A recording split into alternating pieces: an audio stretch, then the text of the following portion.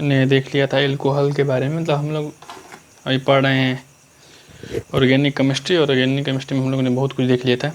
अब हम लोग क्या करेंगे कि जो ऑर्गेनिक केमिस्ट्री है, जो कार्बनिक रसायन है, कार्बनिक रसायन से जो विभिन्न प्रकार के पदार्थ बनते हैं, हम लोग उसके बारे में देखेंगे, जो भी पदार्थ बनते हैं उनके बारे में।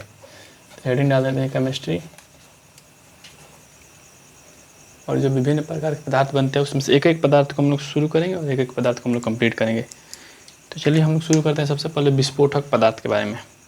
जैसे हम लोग पढ़ेंगे विस्फोटक पदार्थ, फिर जो अम्ल बनते हैं कार्बन से वो सब फिर पढ़ेंगे, फिर और कुछ कार्बनिक यौगिक देख लेंगे। उसके बाद हम लोग पॉलीमर देखेंगे, पॉलीमर में जैसे प्लास्टिक होता है, रबर होता है, तो ये सब देख लेंगे।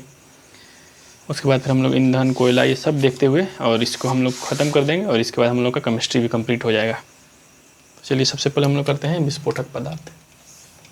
हेडिंग डालते हैं विस्फोटक पदार्थ का मतलब देखिए क्या है, सिंपल सा मतलब यही है कि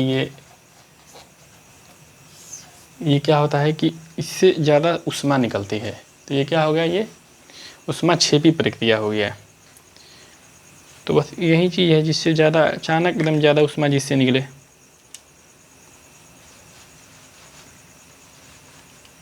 तो देखिए इसमें क्या होता है, सबसे पहले अगर हम लोग देखें विस्फोटक पदार्थ, तो एक देख लेते हैं ग्लिसरॉल और एल्सरीन के बारे में देख लेते हैं। जो पटाखा वगैरह होता है वहीं सब भी, वो भी इसी में आ जाएगा। तो देखिए सबसे पहला पदार्थ है हमारे पास ग्लिसरॉल। ये भी एक, अगर पूछेगा इसमें से कौन सा विस्फोटक पदार्थ है, तो ग्लिसरॉल, और इसी को हम लोग बोलते हैं एल्सरीन।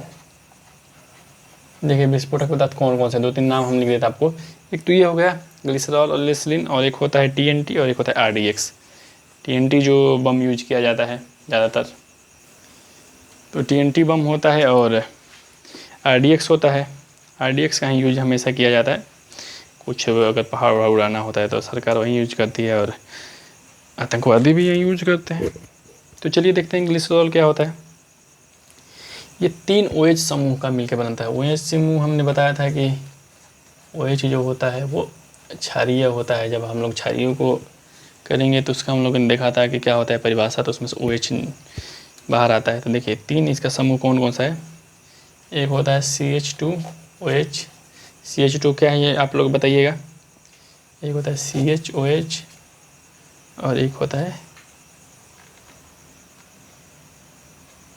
CH4OH। CH4 क्या है कमेंट में कीजिएगा, ये मीथेन होता है, ठीक है। और CH2 जो होता है वो मिथाइन होता है। तो देखिए क्या होता है इसमें,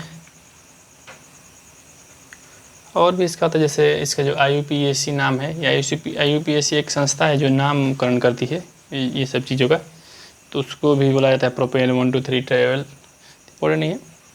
इसमें क्या किया जाता है कि मॉइस्चर के लिए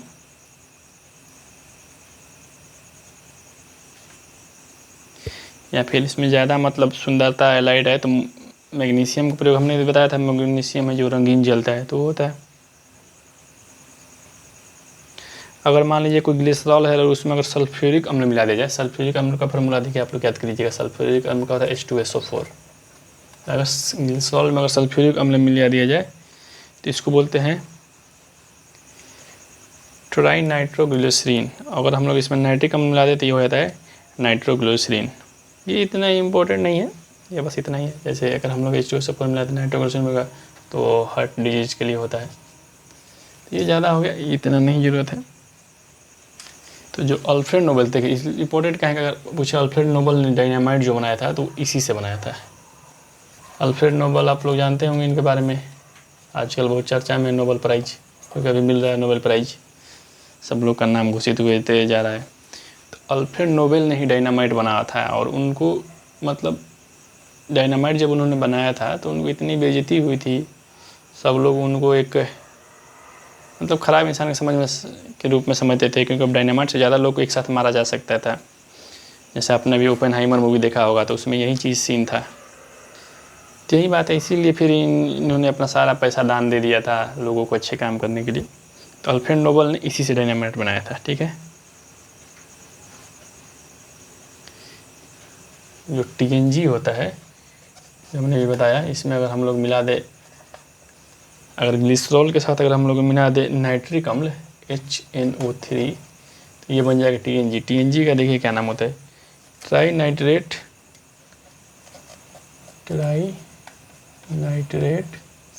ग्लिसरोलिन। ठीक है, जी हो जहाँ होगा वो वहीं होगा ग्लिसरीन। ठीक है, इसी से बनता है, नोबल तेल भी बोलते हैं, विस्फोटक भी बोलते हैं। बात करें इसका प्रयोग क्या होता है ग्लिसरॉल का, तो प्लास्टिक के रूप में, मॉइस्चर स्नेह, ये सब के रूप में होता है। कृत्रिम जो रेशा बनता है उसी के रूप में होता है। ग्लिसरॉल इम्पोर्टेंट नहीं है। आइए एक और देख लेती है जो असली इम्पोर्टेंट जो है बम, वो है TNT। ये इसका आप लोग नाम हमेशा सुनते होंगे, TNT जो होता है वो ज़्यादातर जो मूवी में हर जगह जो बम रहता है वहाँ पर लिखा रहता है TNT। तो इसको देखिए क्या बोलते हैं, इसका फुल फॉर्म क्या होता है, ट्राई नाइट्रोटोलुएन,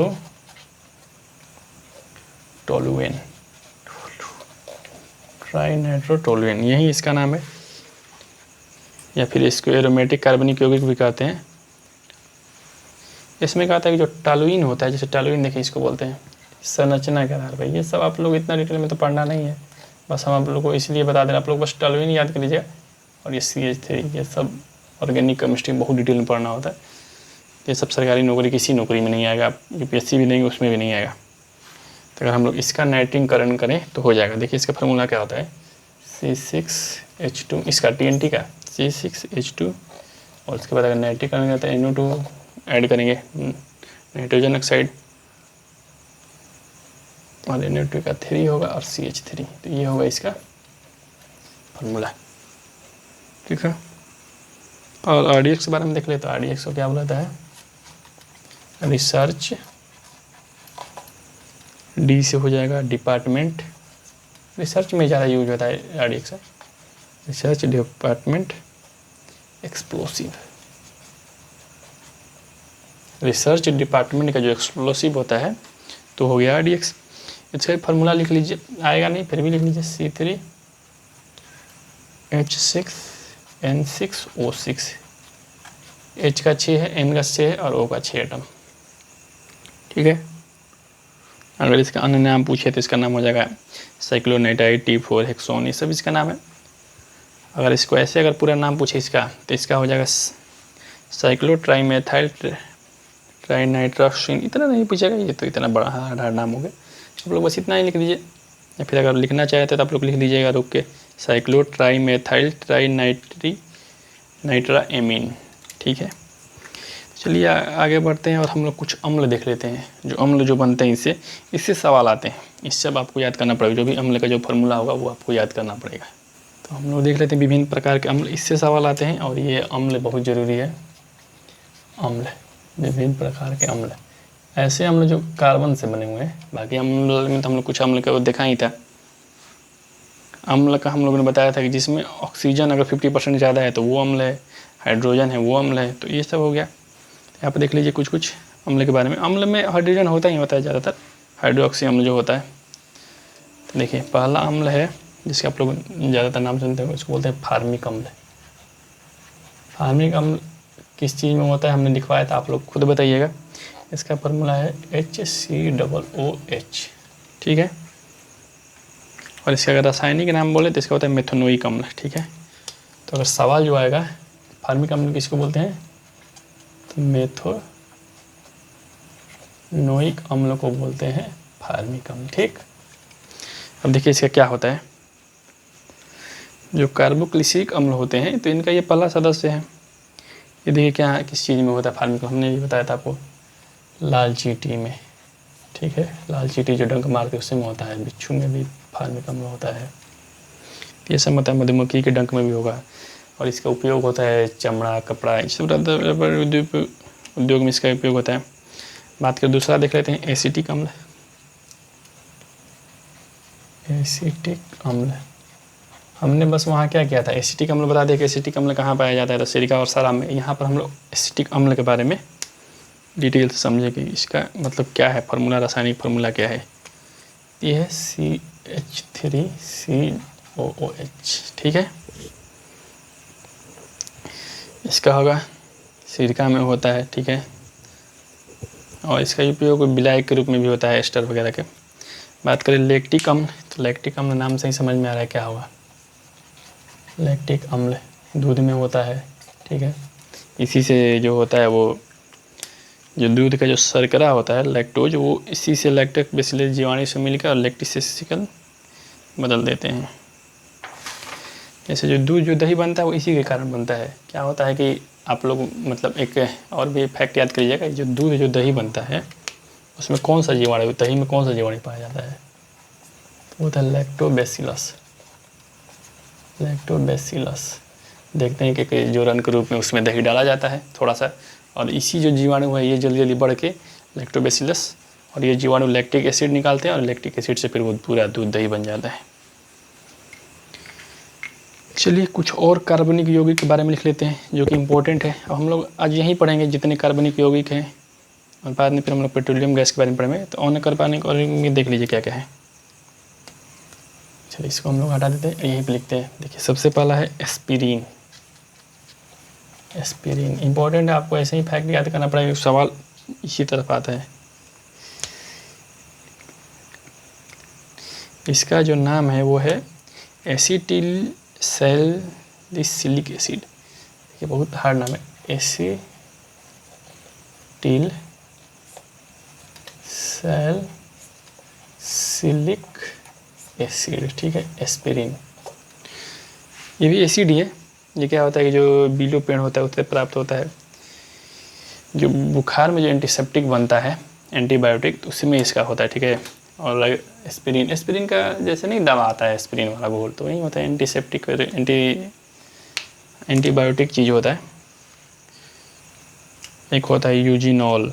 यूजिनॉल के नाम आप लोगों ने नहीं सुना होता, बता दें यूजिनॉल। ये जो लौंग होता है, लौंग के तेल में होता है। अगर आपको बहुत शरीर में दर्द है तो आप इसको लौंग का तेल लगा लेंगे तो हो जाएगा। उसमें यूजिनॉल होता है, वो दर्द निवारक ही होता है। दांत दर्द में भी इसका प्रयोग होता है। अगर बात करें इसका एस्पिरिन का, तो बीलो पेड़, ये लिख लीजिए, ये इंपॉर्टेंट फैक्ट है। जो इंपॉर्टेंट फैक्ट हम वही लिखवा रहे हैं, तो बहुत कुछ इसमें पढ़ना है अभी। तो एक होता है एस्पार्टेम। एस्पार्टेम मतलब वो कृत्रिम चीनी होता है, इसमें 2 गुना चीनी से ज़्यादा होता है। इसी का यूज सब करते हैं, जो भी खाने वाला जो भी पदार्थ या पीने वाला जो भी होता है उसमें यही सब डाला जाता है। बात करें यूरिया की, तो इसको आप लोग समझ लीजिए। यूरिया हमने बताया था कि यूरिया बनाया गया था कार्बनिक से कार्बनिक यौगिक। तो यूरिया देखिए, यूरिया का फार्मूला जो होता है NH2, ठीक है, नाइट्रोजन, और फिर से CuNH2। तो ये सिंपल सा फार्मूला NH2 CuNH2। तो ये पहला जो कार्बनिक यौगिक था जो प्रयोगशाला में बना था, हमने अभी कार्बनिक यौगिक में बताया था। अब तक कोई बना नहीं पाया था, लेकिन पहला बार ये बना हुआ था। तो इसलिए जो मानव मूत्र होता है उसमें भी यूरिया होता है, और जो वो दुर्गंध आता है वो यूरिया में जो अमोनिया होता है, जैसे नाइट्रोजन, अमोनिया क्या होता है, प्रोटीन का ही भाग होता है। प्रोटीन जो सबसे छोटा टूटेगा तो अमोनिया, अमोनिया के बाद नाइट्रोजन में टूटेगा, तो वहीं अमोनिया में ही दुर्गंध आता है। यही है, इसमें क्या होता है कि द्रव जो अमोनिया होता है, यानी अमोनिया का होता है NH3 और CO को मिला के इसको बनाया जाता है। फिर वो एक चल जाएगा उसके साथ। तो यही इसका फार्मूला है।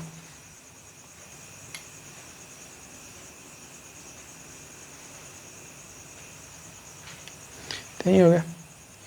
इसको कार्बोलाइड भी कहते हैं यूरिया को। चलिए एक और देख लेते हैं, बेंजीन। बेंजीन का भी नाम आप लोगों ने सुना होगा। इसका फार्मूला याद कर लीजिए बेंजीन का, C6H6, ठीक है। देखिए इसका क्या होता है, एक गोल हो जाएगा, फिर यहाँ पे ऐसे 1 2 4 5 6 हो गया ना। इसमें फिर चारों तरफ H लगा रहता है, बीच में CC रहता है। तो यही है। इसको एरोमेटिक हाइड्रोकार्बन का प्रथम सदस्य कहता है। इसको माइकल फैराडे ने खोजा था। इसका प्लास्टिक, रबड़, ये सब में होता है, औषधि वगैरह में। बात करें DDT के बारे में आप लोग जानते होंगे या नहीं भी जानते होंगे तो बता देते हैं। DDT जो होता है वो दवा होता है। इसको होता है डाइक्लोरोडाइफेनॉल ट्राइक्लोएथेन, ठीक है। डाइक्लो मतलब डाइफेनॉल के रूप में आप इसको समझ लीजिए, कीटनाशक होता है जल में घुल के, और फिर ये कीटनाशक है, और ये बहुत ख़तरनाक होता है। ये जल में घुल जाता है और यहीं आदमी के फिर खाना में भी आ जाता है, और फिर आदमी को बहुत ज़्यादा दिक्कत होता है। इस पर अब रोक लग गया DDT पे। एक हो गया सोडियम बेंजोएट। Sodium benzoate. इसका होता है NaC7 और H5O2। NaC7H5O2 ये हो गया सोडियम बेंजोएट। इसे खाद्य परिरक्षक के रूप में, खाद्य को मतलब बचाने में होता है, बेंजिक अम्ल और सोडियम ये सब होता है। और ये हम लोग देख लेते हैं पॉलीमर के बारे में, और पॉलीमर वाला इंपॉर्टेंट है, इसको आप लोग समझिए क्या होता है। हमें पता है ये सब आप लोग को बुरा लगता होगा क्योंकि इतना फैक्ट है इसमें, तो इतना फैक्ट कौन पढ़ेगा, फिर भी चलिए अब इम्पोर्टेंट है भाई, अब सवाल तो आएंगे तो पढ़ना ही होगा। पॉलीमर देख लीजिए, पॉलीमर का मतलब होता है बहुलक। बहुलक इसमें देखिए हम लोग क्या पढ़ेंगे, इसमें हम लोग पढ़ते हैं, देखिए पॉलीमर एक होता है प्लास्टिक, ठीक, रबड़, प्लास्टिक, रबड़, और फिर जो फाइबर से होते हैं, रेसे जो भी होते हैं, फाइबर जो भी कृत्रिम रेसे होंगे, तो ये सब एक एक को देखते हैं। तो सबसे हम लोग क्या देख लेते हैं, पहले प्लास्टिक के बारे में। प्लास्टिक से पहले थोड़ा बहुत इसके बारे में देख लेते हैं। ये क्या होता है कि जो पदार्थ होते हैं पॉलीमर, ये उच्च अणु भार वाले होते हैं। उच्च अणु भार, इनका जो भार होता है वो ज़्यादा होता है, और कई छोटे छोटे अणुओं से मिलके एकलक अणु जो कहलाते हैं उनसे मिलके बनते हैं, फिर इसलिए बहुलक हो जाते हैं। दो प्रकार के होते हैं, एक होता है प्राकृतिक बहुलक। देखिए पॉलीमर में प्राकृतिक एक होता है, प्राकृतिक में क्या क्या होगा, जैसे स्टार्च। स्टार्च हमने कहा था कि बहुत हार्ड, मतलब ये तो ऐसे हम लोग को न्यूट्रिशन में पढ़ना है, बायोलॉजी में, लेकिन यहाँ भी देख लीजिए जो ये होता है वो कार्बोहाइड्रेट का ही रूप होता है, लेकिन कार्बोहाइड्रेट बहुत सारा मिल के इसमें मतलब ये अलग हो जाता है। ये भी अगर टूटेगा लास्ट में तो जाके ग्लूकोज में ही टूटेगा, लेकिन बहुत सारे इसमें ज़्यादा, जैसे अगर ग्लूकोज की बात करें तो एक एटम का होता है, हाइड्रोजन का एक बंद होता है। अगर बात करें फ्रुक्टोज की तो उसमें ग्लूकोज और ग्लूकोज मिल के बनता है, तो वो 2 एटम। लेकिन जो ये सब होता है जो स्टार्च, वो बहुत ज़्यादा मतलब होते हैं। तो ये हो गए सेलुलोज हो गए। सेलुलोज, स्टार्च जो होता है वो खाना की तरह संचित होता है, जो सेलुलोज होता है वो पौधे में रहता है बाहरी त्वचा की तरह, प्रोटीन, रबड़, ये सब हो गए। और बात करें कृत्रिम की, कृत्रिम में हो गया नायलॉन, टेफ्लॉन, बेंकेलाइट, टेरिलीन, ये सब हो गया। तो चलिए सबसे पहले हम लोग पॉलीमर को देखेंगे। पॉलीमर 3 होता है, प्लास्टिक, रबर और रेसे, ठीक है। तो सबसे पहले हम लोग चालू करेंगे प्लास्टिक को, और प्लास्टिक को समझते हैं। प्लास्टिक जो अभी दुनिया के लिए सबसे खतरनाक अगर कोई चीज़ है तो प्लास्टिक ही है, क्योंकि ख़त्म नहीं होता है, जाके कहीं फंस जाता है, आदमी के भोजन तक में आ गया है, जानवर भी खा खा के इसी के चलते मर जा रहे हैं, और जानवर से फिर आदमी के शरीर में आ जा रहा है, मछलियों के शरीर में आ जा रहा है। तो बहुत खतरनाक हो गया और ख़त्म होता नहीं है ये। तो इसका उपाय देखा जाए, हर जगह देखना आप लोग बैन हो रहा है, बैन हो रहा है। अभी न्यूजीलैंड ने पूरी तरह बैन कर दिया, भारत में भी बैन हो रहा है, बिहार में भी बैन हो रहा है। तो देखिए क्या होता है। इसको किसने खोजा था प्लास्टिक को, अलेक्जेंडर पार्क्स। पर सबसे इम्पोर्टेंट ये है कि इसका यूज इतना है कि फिर आप यूज नहीं, इसको हटा नहीं सकते हैं ना। मान लीजिए जितना भी आपके खाद्य पदार्थ है वो सब प्लास्टिक में ही रहते हैं। देखिए क्या होता है, ये जो बना रहता है वो असंतृप्त हाइड्रोकार्बन का है। असंतृप्त हाइड्रोकार्बन क्या है आप लोग बताइए, अभी हम लोग इसके पहले ही वीडियो में बात किए थे। जो संतृप्त होता है वो होता है एल्केन वाला, और बाकी दोनों असंतृप्त होता है। तो कौन कौन सा होता है, ठीक है। तो असंतृप्त हाइड्रोकार्बन होता है, देखिए प्लास्टिक को हम लोग 2 प्रकार से बांटते हैं, ताप के आधार पर। ताप के आधार पर 2 प्रकार से, मतलब ताप देखिए क्या होता है, 2 प्रकार का प्लास्टिक ये है।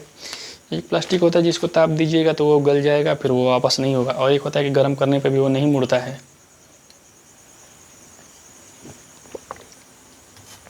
ठीक है, जैसे एक हम लोगों ने प्लास्टिक देखा था, जैसे एक जो प्लास्टिक होता है अगर गर्म करेंगे तो मुड़ जाएगा, मुलायम हो जाएगा। जैसे हम लोग ये जो थैली लेके आते हैं खाना वाला, वो ऐसा ही होता है। लेकिन एक जो होता है वो गर्म करने पर उस पर असर नहीं होता है, जैसे कुकर का जो हैंडल होता है। तो ये हो गए 2 प्रकार के। तो चलिए देख लीजिए, इसको भी समझते हैं। तो देखिए क्या होता है, पहला होता है थर्मोप्लास्टिक।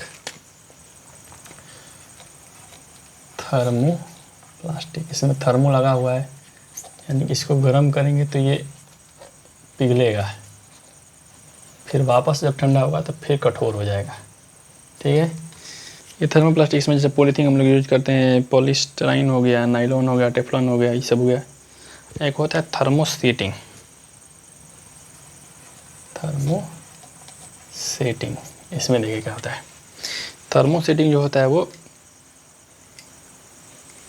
एक बार जब हम लोग नया नया बनाते हैं ना, तो उस समय उसको गर्म करेंगे तो उसका मतलब वो मुलायम हो जाएगा। फिर मुलायम देखो उसको हम लोग आकार दे देंगे, फिर वो उसको कितना भी गर्म करे वो मुलायम नहीं होगा। जैसे कि ये हैंडल जो हो गया, तो उसको उसकी बात है। इसका जो होता है एग्जांपल होता है बैकेलाइट और ग्लिस्टन, ये सब इसका एग्जांपल हो गया। चलिए आगे बढ़ते हैं और थोड़ा सा और आगे बढ़ाते हैं। कुछ महत्वपूर्ण प्लास्टिक के बारे में लिख लेते हैं, इम्पोर्टेंट प्लास्टिक। तो इसमें सबसे पहला है पॉलीथीन। पॉलीथीन तो आप लोग जानते ही होंगे, सबसे ज़्यादा यूज वाला। तो ये जो था वो एथीन का बहुलक होता है, एथीन का बहुलक। एथीन का फार्मूला क्या है आप लोग बता दीजिए। चलिए हम आप लोग को बताते हैं। मेथेन के बाद आता है एथेन, और जो एथीन होता है, जो एल्कीन होता है, उसका फार्मूला होता है CnH2n, CnH2n। तो बात करें अगर एथीन का कितना होगा, 2 होगा, n की जगह पर 2, तो C2H होगा। ऐसे ही आप लोग यूज करते रहिएगा, आप लोग को याद हो जाएगा। फिर दूसरा देख लेते हैं टेफ्लॉन। टेफ्लॉन ये भी पॉलीथीन है, तो ये जलता नहीं है, ठीक है। इसमें क्षार हम लोग कुछ भी रखें तो ये जलता नहीं। तो यही ये देखिए इंपॉर्टेंट है, टेफ्लॉन का आप लोग याद कर लीजिएगा। क्षार या अम्ल, कितना भी आप हार्ड अम्ल इसमें रख दें, पतला सा प्लास्टिक होगा, लेकिन इसमें कितना भी हार्ड अम्ल रख दें ये जलेगा नहीं। जबकि अम्ल जो होता है वो कुछ भी चीज़ जला सकता है। जैसे जो HNO3 होता है, नाइट्रिक अम्ल या कार्बनिक अम्ल होता है, या H2SO4 या सल्फ्यूरिक अम्ल होता है, वो बहुत ज़्यादा हार्ड होता है। उसको आप उसमें सोना भी गला दीजिएगा, लेकिन ये नहीं गलता है बस। इसी से जो नॉन स्टिक बर्तन होता है वो इसी से बनता है। और बताए पॉलीस्टीरीन। पॉलीस्टीरीन तो देखिए इसी क्या होता है, इसमें ये भी अम्ल रखने वाला ही बर्तन बनता है। पॉलीस्टीरीन से भी टेफ्लॉन और पॉलीस्टीरीन दोनों याद कर लीजिएगा, इसमें भी अम्ल बनता है। और बाइकेलाइट का हमने लिखा था, बाइकेलाइट इसी से हैंडल वगैरह बनता है, बाइकेलाइट से। बाइकेलाइट इसमें फिनॉल या फॉर्मेल्डिहाइड के संघनन से बनता है। इसको जूट के भूसा में जब हम लोग बिनौला का तेल मिलाएंगे तो उससे भी बनता है बाइकेलाइट। ये सवाल आता है, कुकर का हैंडल ये सब बनता है इससे। चलिए एक बहुलक हो गया, इतना ही पढ़ना है, बहुत हो गया इतना इसके बारे में आप लोग को। बस ये प्लास्टिक में यही होता है, ये प्लास्टिक और थर्मोसेटिंग, 2 प्रकार की गैस हाइड्रोकार्बन के, इसमें हम लोग थोड़ा बहुत देख लिए। तो चलिए अगला चालू करते हैं, रबर। ठीक है, कि रबर क्या होता है। रबर का थोड़ा अगर हम विशेषता देखें तो ये तो इसका सबसे बड़ा विशेषता प्रत्यास्थता होता है, यानी कितने भी आप फैला सकते हैं। दूसरा होता है कि विद्युत कुचालक होता है, ठीक। तीसरा होता है कि इसमें जल प्रतिरोधकता का गुण होता है, ठीक है। यानी कि अगर जल जो होगा उसको ये, उसमें जल नहीं जाएगा, जल को यह बाहर फेंक देता है। बात करते हैं इसके 2 प्रकार होते हैं। एक होता है संश्लेषित और दूसरा होता है वाल्मीकीकरण से बनाते हैं, ठीक है। रबड़ जो हो गया, रबड़ का क्या हो गया, जैसे सबसे पहले तो ये मतलब प्रत्यास्थता है। ये प्रत्यास्थता मतलब हमने आपको बताया था, प्रत्यास्थता जो कि फैल सकता है जिसमें, ठीक है। तो ये हो गया। बात करें 2 प्रकार इसके कौन कौन से है। एक तो संश्लेषित हो गया। संश्लेषित का मतलब सिंपल सा है, देखिए कुछ मतलब इसका नया नहीं है, आपको लोग लगता है। ये कृत्रिम हो गया, जो हम लोग कृत्रिम बनाते हैं। और दूसरा हो गया प्राकृतिक। प्राकृतिक तो प्राकृतिक कौन से पेड़ से मिलता है रबड़, ये बताइए। प्राकृतिक जो रबड़ मिलता है वो मिलता है हीबिया वृक्ष। जो हीबिया वृक्ष है, हीबिया वृक्ष के दूध से, ठीक है ना, उसको बोलते हैं हम लोग लेटेक्स। और इसी को बोलते हैं आइसोप्रोपीन का बहुलक होता है। आइसोप्रोपीन क्या होता है, प्रोपीन का आप लोग बता दीजिए, उसके बाद आइसोप्रोपीन निकल जाएगा। वहीं होता है आइसोप्रोपीन का, बस हमने बताया था आइसोब्यूटेन और ब्यूटेन में कि कैसे उसका चित्र बदल जाता है, ठीक है। उसको हम लोग क्या बोलते हैं ये भी आप लोग बताइएगा। अब देखिए संश्लेषित को क्या बोलते हैं। इसको क्या किया जाता है कि जो प्राकृतिक रबर होता है उसको हम लोग सल्फ़र के साथ गर्म करते हैं, और सल्फ़र के साथ हम लोग गर्म करते हैं तो उसमें मजबूती आ जाता है। और जब मजबूती आता है तो वहीं जो टायर वगैरह बनता है वो भी रबड़ का ही होता है, तो उसी के चलते होता है, सल्फ़र के चलते वो गर्म हो जाता है, ठीक है। इसको क्लोरोप्रीन या आइसोब्यूटेन का बहुलक भी कहते हैं। तो ये हो गया। इसको जो देखिए इसका क्या होता है कि जो प्राकृतिक रबड़ है प्लस सल्फर के साथ अगर गर्म करेंगे तो इसी प्रक्रिया को बोलते हैं वाल्कनीकरण। वाल्कनीकरण तो ये हो गया इसके बारे में। चलिए अब आगे बढ़ते हैं और फिर तीसरा देख लेते हैं। तीसरा क्या है? तीसरा है रेशा। ठीक है, रबड़ हो गया और हम लोग देख लेते हैं अब रेशे के बारे में। रेशे यानी क्या? फाइबर। फाइबर तो देखिए फाइबर क्या क्या है। इसमें भी दो प्रकार के फाइबर हो गए। फाइबर का मतलब सिंपल से यह होगा कि जो लंबा धागा होता है वही फाइबर हो गया। दो प्रकार में क्या क्या? एक प्राकृतिक होगा। प्राकृतिक में कौन सा है? जूट है। जूट को आप लोग जानते हैं। कपास है, कपास, ऊन है, सन है, जूट है, कपास है। सन किस वृक्ष से मिलता है आप लोग बताइएगा, बीपीएससी 69 में सवाल आया था ये। और एक कृत्रिम होता है। तो प्राकृतिक तो सब जानता है, तो हम लोग कृत्रिम को ही देख लेते हैं। कृत्रिम, कृत्रिम यानी कि आर्टिफिशियल। हर चीज़ में एक तो कृत्रिम होगा और एक प्राकृतिक होगा। देख लीजिए कृत्रिम में क्या होता है। सबसे पहला होता है पॉलिएस्टर, जिसको हम लोग पॉलिस्टर बोलते हैं। पॉलिएस्टर, ठीक है ना, पॉलिस्टर यानी कि पॉलिस्टर क्या है?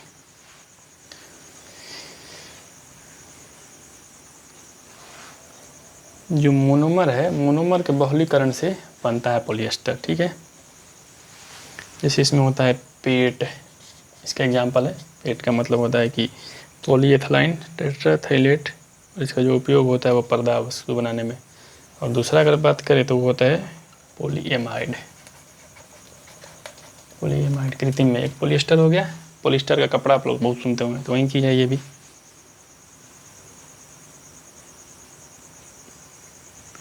ये जो होता है,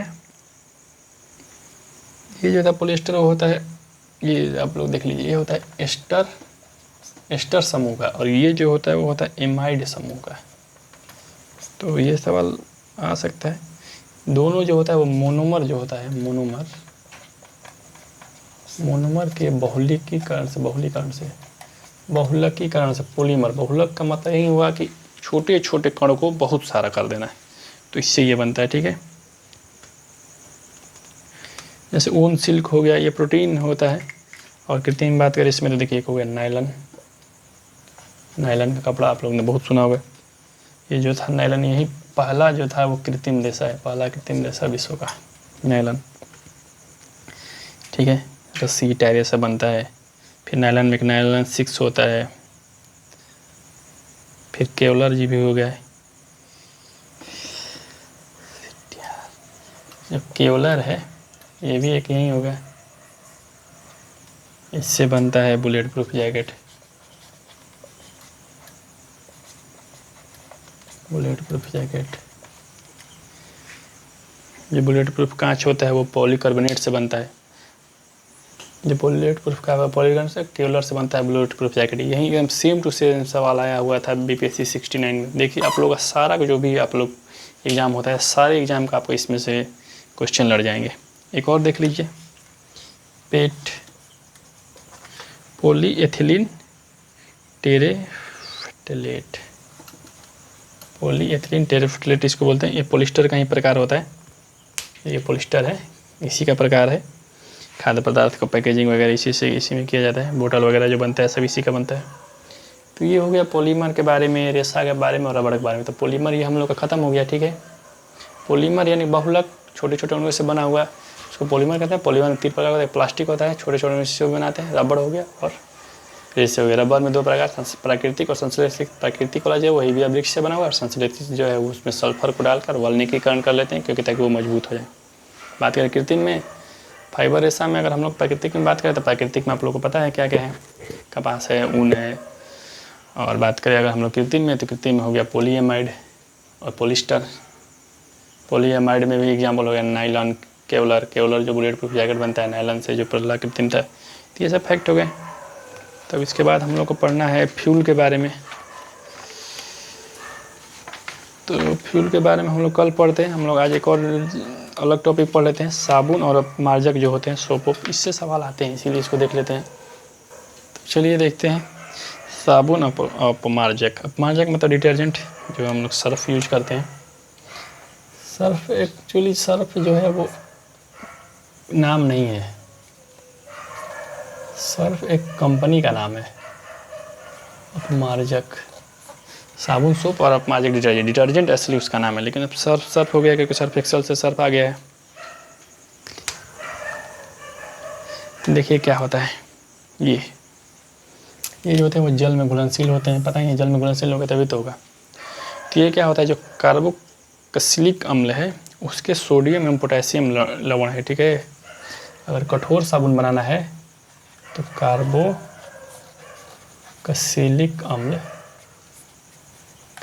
अम्ल में सोडियम मिलाएंगे, ठीक है, कठोर के लिए। और अगर हम लोगों को मुलायम साबुन बनाना है तो पोटेशियम मिलाएंगे। देखिए अपमार्जक में भी जो साबुन होता है और अपमार्जक में जो वो पाउडर जैसा होता है, तो वो उसमें पोटेशियम होगा और उसमें सोडियम होगा। इसका जो निर्माण होता है वो जंतु के चर्बी से और फिर वनस्पति तेल से भी होता है।